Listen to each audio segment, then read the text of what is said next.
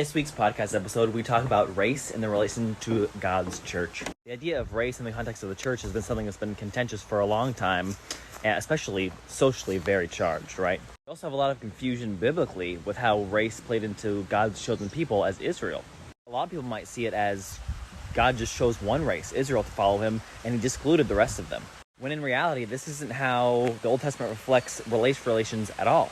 This week we talked to Andrew Kim, who has a book on God's multicultural kingdom, and it's awesome. It shows how the nations were never excluded in God's promises in the Old Testament, but rather they were invited in.